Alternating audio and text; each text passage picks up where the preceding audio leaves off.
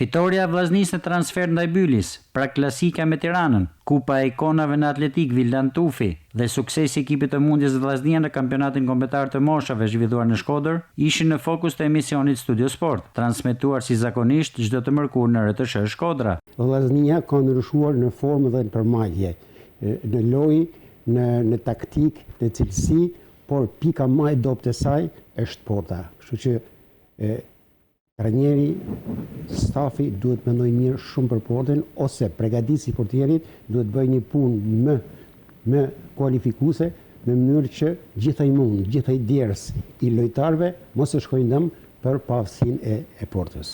Është një grup i bashkuar, sepse kretash trajneri Martini ka sjellë një frym tjetër, një lojë që na kena dëshuar vitin e kaluar.